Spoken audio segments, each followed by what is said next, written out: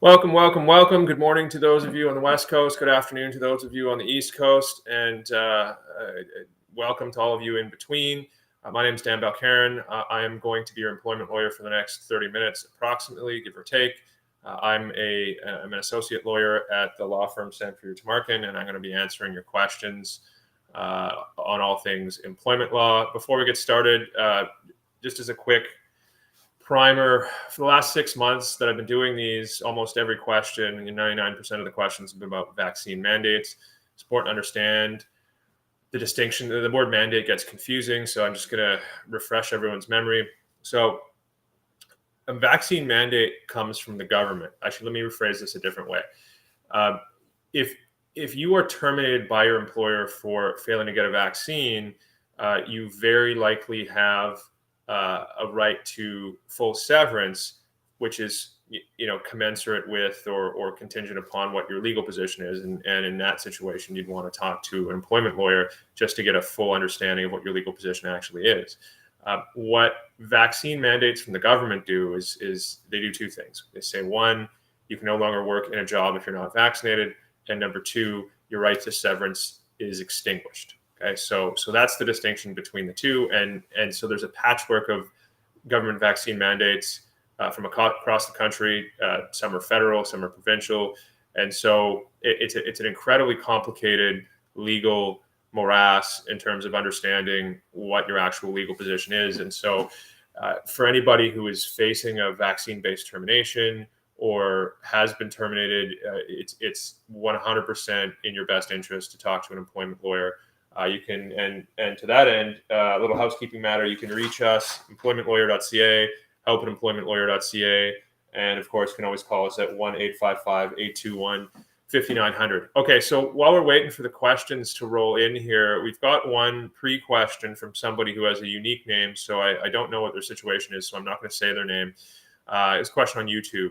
Hello, I started with a company on a 1-year contract, and I was given a full-time status after the 1-year contract. Does the 1-year contract count as a year of service in a severance package? So if you were on a 1-year contract and then you were converted to an indefinite permanent employee, then yes, your years of service would include the 1 year that you were on contract. At least I certainly would think so. So and the evaluation of severance is it's not precise. It certainly is for the Employment Standards Act, applicable in your province. So that is generally 1 week per year of service.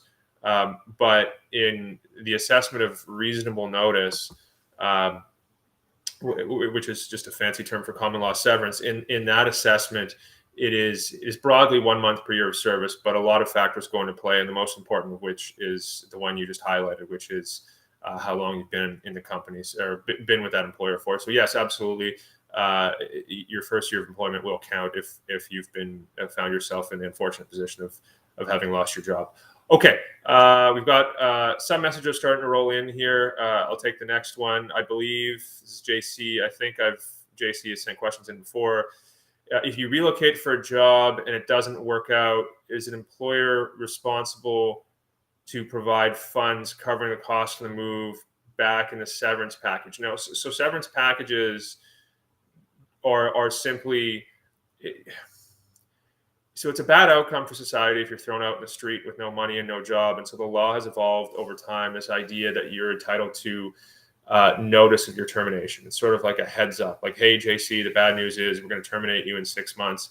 The good news is you can continue to work here and get a paycheck over those 6 months, and we'll give you time off to look for replacement employment. And if you find it, and hopefully you find it, and you're not unemployed for very long, if at all, that's what you're entitled to, notice. Severance is the idea that instead of having to work out the notice period, you just get paid for it. That's essentially severance. And so 95% of employers choose, in my estimation, choose severance as opposed to notice, because once an employee knows that they've been fired or their last day will be in a defined period of time, they tend to be not very good employees at that point. They tend to be morale contagion risks for their fellow coworkers, and they can be sabotage risks. And also the employer, by paying out severance, can in a lump sum can pay less. So, you can either work here for 6 months or we'll pay you 4 months right now in a lump sum. And so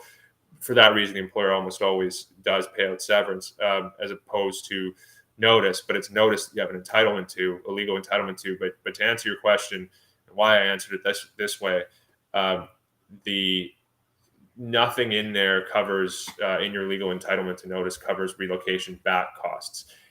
So the best way to handle something like that is upfront. When you decide to relocate, or there's a decision to relocate, set the terms of the relocation ahead of time if you're able to. So, and you can set it down in a contract. Like, I'm going to relocate. I agree to relocate over here. These are the terms of my compensation. Company's going to pay my relocation costs. If I relocate back within 6 months, company will pay X for my return costs.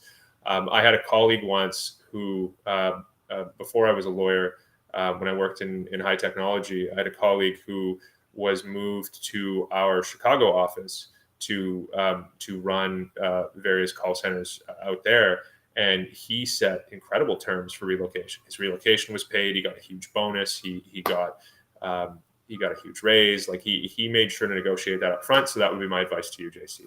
Okay, Randolph asks, what is the difference between unpaid leave, layoff, and a permanent layoff? Oh, these are good questions. I actually was having a debate about this very question recently.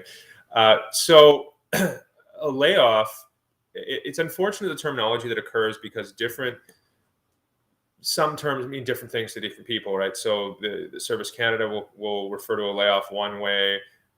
For many employers, layoff and termination are interchangeable. The Employment Standards Acts in all of your provinces will refer to layoffs in sort of a temporary fashion. So I'll say this, a temporary layoff, I think that's the layoff portion of your question. A temporary layoff is something that it's a suspension of pay that the parties agree to, because there's no actual right at common law to suspend your pay. And so if you don't agree to it, you've effectively been constructively terminated. But if you do agree to it, it's for a period of time that everybody thinks is going to be temporary, and then you'll be returning to work. So that's what happened in 2020 at the start of the pandemic. Okay?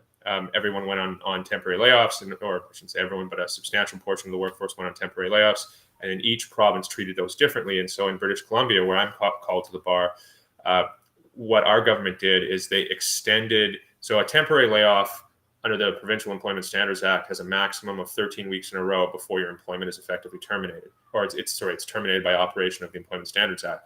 Why that matters is because if you can only access your severance rights if you've been terminated. They flow from termination. And if you're in this limbo of unpaid layoff, not unpaid layoff, temporary layoff, then you can't access your termination rights. You can't access your severance. And so in provincially regulated employees in British Columbia can be laid off for 13 weeks in a row, and then they're terminated by operation of law, and they can access their severance. And at the start of the pandemic, that got extended from 13 weeks to 16 weeks, and then I think to a maximum of 24 weeks ending on August 30th, and then everyone was deemed terminated. It's different in Ontario, where there's something called the infectious disease emergency leave, where the termination, the layoff status is sort of dragged on, and it's not clear whether those employees have been terminated by their layoff. Okay, so that's temporary layoff. It's defined and it's got an end date. When someone says it's a permanent layoff, that's just a termination. It's a termination of your employment. Okay, and the tricky one of what you're saying, and so you've got to, like, if you are being laid off by your employer, you need to get clarity here. You need to understand whether or not you're being laid off on a temporary basis, or if they're not having you come back to work. And it's fairly easy to get them to spell that out. Just make sure they spell that out in writing, so that it gives your lawyer, should you retain one, the best ammunition to go after your severance rights. Okay. And the last part of your question is unpaid leave. So an unpaid leave is just a straight suspension of your pay. It's coming up right now in the context of COVID vaccines and a failure to comply with companies' COVID vaccination policies. So the core of your contract of employment, and everyone's got one, even if they don't have a written employment contract, the core of your relationship with your employer is that you go to work to do a certain amount of duties, to work a certain amount of hours in exchange for a certain amount of pay. Okay, and in that relationship, for the 99.9% of you, there's no right for the employer to say, you know what, we're just going to stop paying you.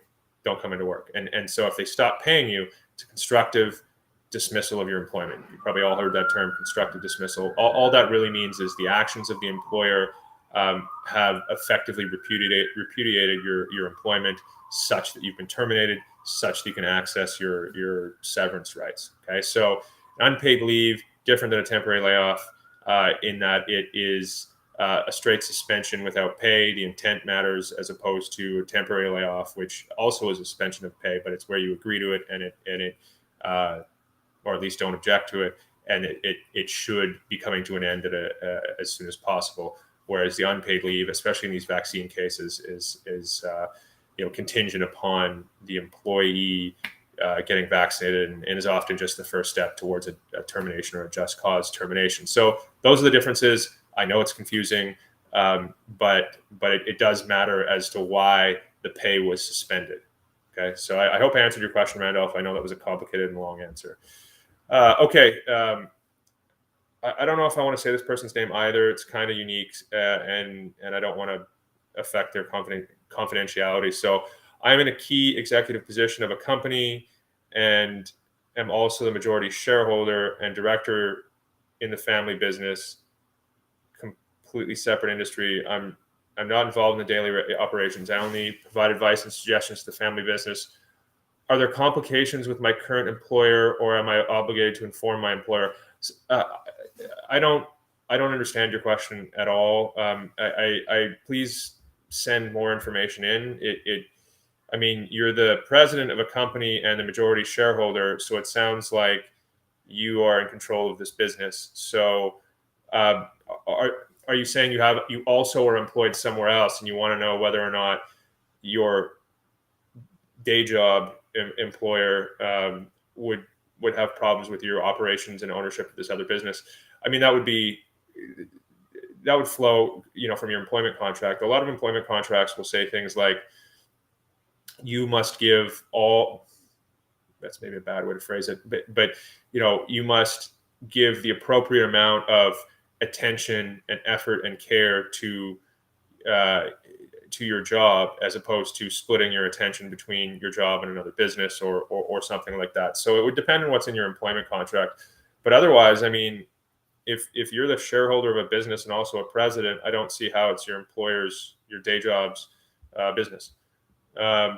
Okay, now he's talking about non-complete clause is not addressed in my employment contract. Well, honestly, to the individual, I'm not going to say your first name.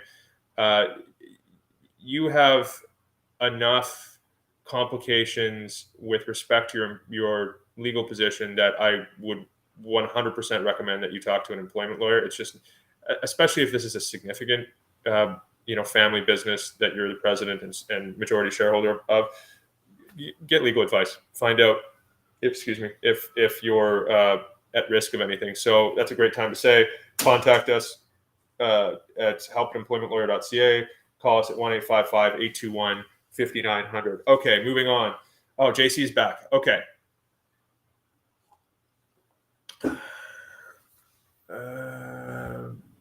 Okay, this is still about the relocation. Sometimes there are costs covered to move to accept a job. So I thought they might cover a bit back. I mean, that's something you're just going to have to negotiate with them up front. They might, and just remember, JC, this is a good sort of jumping off point to this idea. If you don't have if you don't have any legal leverage, like if you don't have a legal position, or a better way to say that is, if your rights at law have not been infringed, then you are relying entirely on the goodwill of the employer. So, and lots of employers, they will have some sympathy, not all of them, but will have some sympathy for their employees, particularly if you've been a good employee, and they may agree to cover some of the money on the way back. Usually when an employee is leaving, though, for whatever reason, they just see them as liability, and they want to keep their liability to you as small as possible. But if you've got no legal position, never hurts to ask. Okay, question from Mark. I feel my employer has created a hostile work environment as they coerce me to get vaccinated via documented threats of termination. I have clear documentation of the threats made of termination, as well as emails stating my concern and unwillingness to get the vaccine. What are your thoughts? Mark, I think that it's important to understand what the employment relationship is. You are, what I said earlier to the other gentleman, the core of your contract of employment is that you go to work for a certain amount of hours to do a certain amount of duties in exchange for a certain amount of pay. You're volunteering to do that. It's your election to do that. And you can always quit if you don't want to, right? So if your employer said you must be vaccinated by X date or we will terminate you, well, your only legal right in the event of your termination is severance. And so if you refuse to get vaccinated, very likely you had a right to severance depending upon the vaccine mandate situation in your employment sector. But they put a choice before you, which is lose your job or get a vaccine, and which you didn't want to do. Now that is it's a serious Sophie's choice in a way for you, because you didn't want to get vaccinated, but you also needed to put food on your table. And so how are you supposed to navigate that difficult question? But you did navigate it, and you chose to get vaccinated, and you could have just quit and walked away. And so, do you have any redress in your situation? No, you don't have any redress. You could have quit and you didn't. And so you've received the vaccine, or you've gotten vaccinated because you deemed that keeping your job was more important than not taking the vaccine, and that was your election. Now, do you not like that? Yeah, I mean, you don't like it, and I understand, but do you have any recourse? No, you don't have any recourse at law. Okay, that's the same question for Mark. All right, Diane. Back in June 2020, we were told that we would be working permanently from home. With that information, I sold my house in Toronto and moved 3 hours outside of the city. In June of 2021, they decided they now want employees to report to the office 2 to 3 times a week. I said there's no way I could do that. To date, I have not, and I've been working from home for the past 2 years without issues. Now they say if I don't show up, I'll be terminated with cause. The issue is that I don't have it in writing, but it was told to people in my department. What are my rights? Wow, that's a really tough question. I was just actually having an internal debate about that particular question recently. So it's unfortunate you don't have it in writing. Whenever you don't, then it becomes sort of a he said, she said if they deny it. I'll start with the easiest parts. You don't have a right to work remotely, right? So if you've been invited to or provided the option to work remotely during the pandemic, and that was it, then the employer can recall you at any time to come back to work, because you don't have a right to work remotely. And therefore, if you refuse to come back to work, I mean, they're saying just cause. I'd say that you abandon your position. But either way, or I guess it would be just cause because you're still trying to work remotely. But either way, I don't think you'd have a leg to stand on in that situation. However, Diane, it all turns on what the new arrangement was. If they said to you, you can permanently work from home, then they've waived the ability to recall you to work in a sense. Okay. And in which case you would be entitled to severance if they terminate you. Okay. Where you're for refusing to come back to work. But that's going to be difficult because you have to prove that happened. And they're going to say, no, we never said it was permanent, and you don't have it in writing. Okay. So it's just a he said, she said. And that's where, what do your colleagues say? What will they say under oath? Will they corroborate your testimony? Will they not? That one's really tricky. The other thing I'll say is, I appreciate you've moved outside of the city, but how important is this job to you? I mean, have you been there for 25 years and you're 53 years old and you're making $80,000 a year? Or is it something you've been at for a year and you could easily walk away from it, right? So you're going to have to make you're going to have to evaluate your situation and then make some hard decisions. Here's what I would do if I were you, Diane. So I think you should talk to an employment lawyer right away. I think that you should get them, because I mean, I'm doing this sort of on the fly with, a paragraph to understand what your legal position is. That doesn't, is not a good substitute for properly evaluating every component of your legal position and giving you advice. And so 100%, you should talk to an employment lawyer. You can contact us at employmentlawyer.ca, help@employmentlawyer.ca, or call us at 1-855-821-5900. So that's the first thing I would say. You should do that right away. And then if the employment lawyer says that you don't really have a leg to stand on based on well, it's that question of, was it permanent or not, right? Were new terms of employment effectively formed? If they weren't, you need to have and I wouldn't do this first. I would talk to the employment lawyer first. But if they weren't, then your only recourse, as I said earlier, is the goodwill of your employer, right? So you talk to them and just say, hey, listen, I moved outside of the city. I sold my house. You told me this was permanent. I changed my entire life for you. Now you want me to come back. What's the rationale behind coming back? Can we work something out? Like I'm somewhere else now, and I want to stay here. Particularly if you're a good employee and you have a lot of history of being a good employee, and you come to it with the right presentation and attitude to your employer, they might be willing to accommodate you. But I would not do that at all. Don't do that until you talk to an employment lawyer. This is too important to you and to your life. Find that out first. You, of all the people we're talking to today, would 100% talk to an employment lawyer before you do anything. Okay. All right. Brandon's got a question. I've been off work for over a year and just recently obtained my employer's long-term disability paperwork. So I guess you're off work for an injury of some sort. My family has suffered extreme hardship to the point of going bankrupt and being evicted from our home. Sorry to hear that. Where we've lived for 15 years. It took almost a year. It took almost a year for my employer to give me my long-term disability information. I had to get a lawyer to pressure my employer, and finally got the information. Do I have grounds to sue? They're also discriminating against me in emails relating to my mental health issues. Can I sue? I don't know. I'm not a long-term disability lawyer. We have a lot of long-term disability lawyers at the firm, and so once again, I'll say call us at it'll be a different number, but I'll just say 1-855-821-5900, and you can get transferred over. I would assume that any sort of disability money that you get is backdated, right? But I also don't know if it's going to come fast enough for your situation, with respect to your house. So you said you have a lawyer. I would, or at least you did contact a lawyer. If you already have a lawyer, you need to ask that lawyer this question, right? And if you don't have a lawyer, certainly contact a disability lawyer right away. We certainly have a wonderful roster of them. So, 1-855-821-5900. And Brandon, I sincerely wish you all the best and a speedy recovery.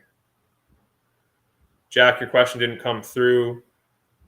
Cheryl, who can we contact in New Brunswick regarding employment law? My husband is being threatened with firing if he doesn't provide proof of vaccination. Yeah, so I actually don't have a referral off the top of my head.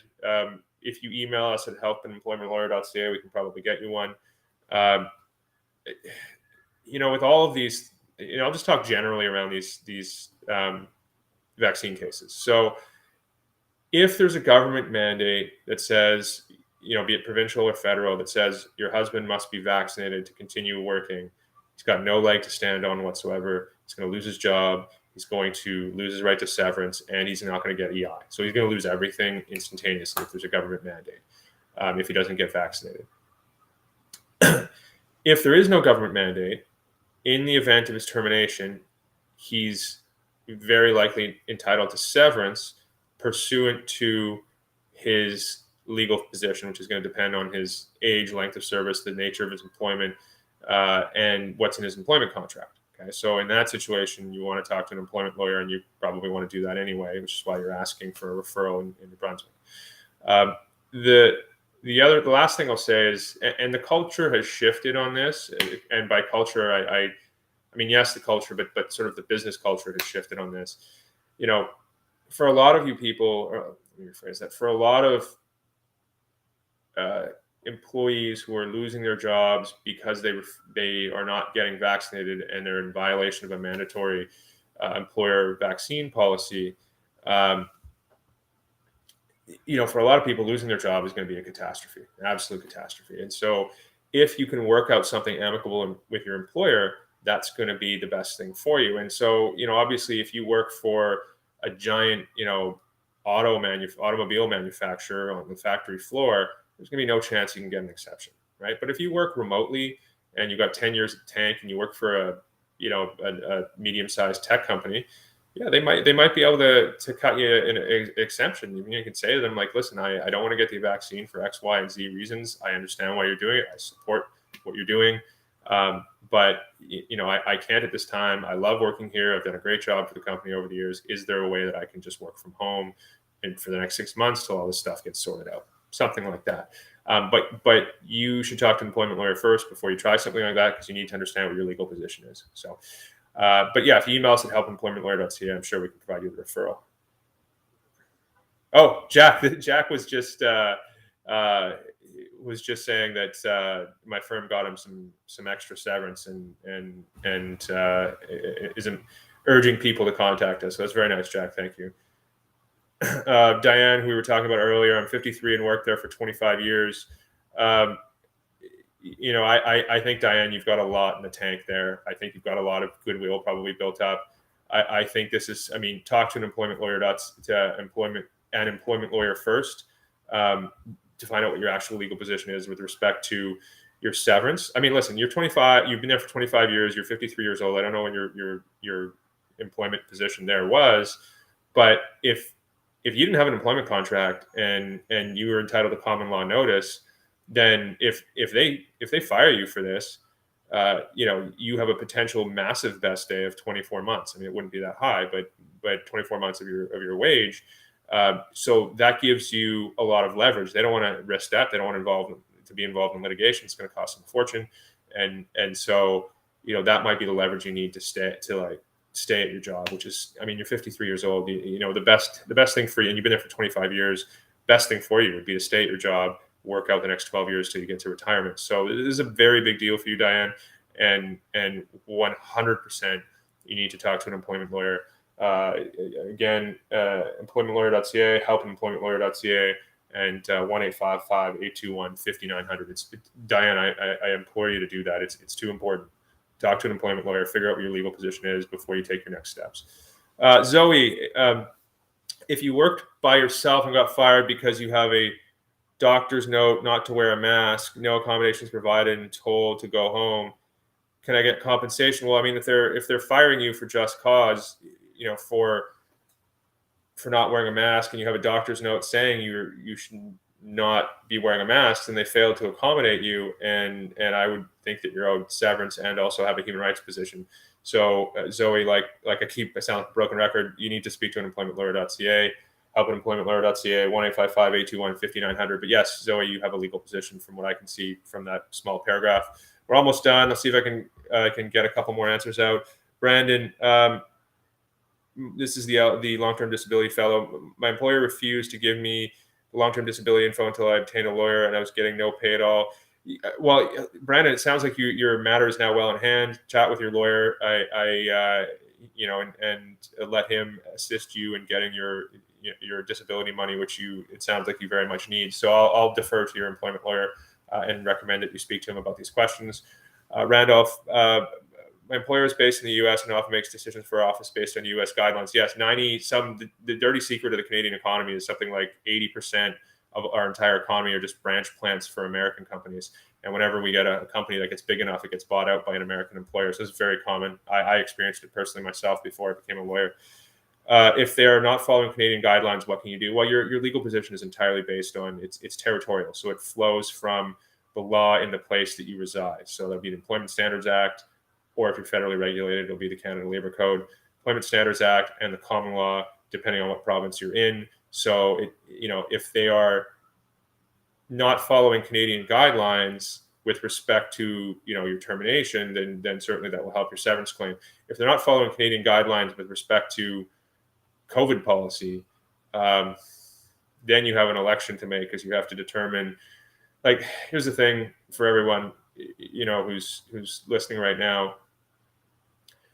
For things like nuanced questions like that, you have to decide how much you want to poke the bear, right? Like, your employer wants to know that you are in the employer's camp, that you support its positions, and that you're going to be a good soldier as you go on, right?